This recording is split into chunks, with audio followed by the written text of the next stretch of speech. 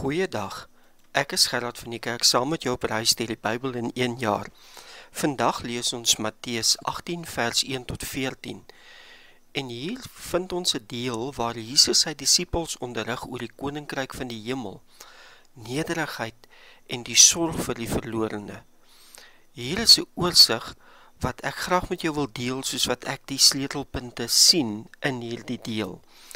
Nou, Jesus begin in verse 1 tot 4 met die vraag van wie is die grootste in die koninkryk van die hemel? Nou onthou, die disippels het gestry oor wie gaan die belangrikste wees. En hulle vra toe nou vir Jesus, wie is die grootste in die koninkryk van die hemel? Want dit gaan oor status en typiese menslike ding, ons wil goed lyk en belangriker lyk of beter lyk as die een langs ons.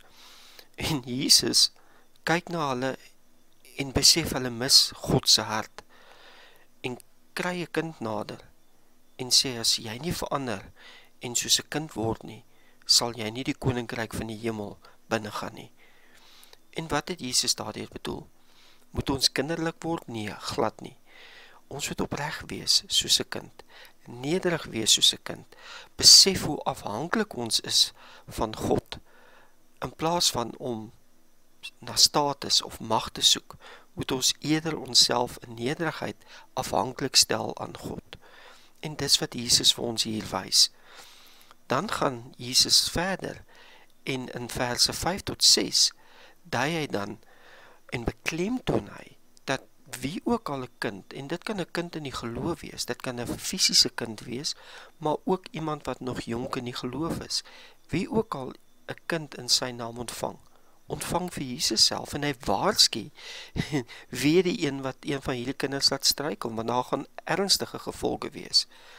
En ek sien in hierdie deel vers 7 tot 9 dat Jesus eintlik sê, moenie iemand in versoeking lei nie, of moet ook nie 'n kind verwaarloos en verkleineer nie, as ons kyk na verse 10 tot 14, minag 'n kind nie. So, daar is vir my 'n groot verantwoordelikheid van hoe ek en jy dan ander in die geloof behandel, hoe ons kinders behandel, maar ook jong gelowiges. En ons moet sorg dat ons nie ander in versoeking bring, of skade berokken, of verwaarloos en verkleineer waar ons hulle moet disipel nie. Dan sien ons ook iets van die belangrikheid van waaksaamheid en die vermyding van sonde in verse 7 tot 9. En Jesus erken, hy noem dit, dis onvermydelik dat daar versoekinge gaan kom. Maar weet die een deur wie dit kom, want daai een sal swaar gestraf word. En dit dui vir my iets op persoonlike integriteit en die noodsaaklikheid om drastiese stappe te neem om sonde te vermy, weg te hardloop, vlug.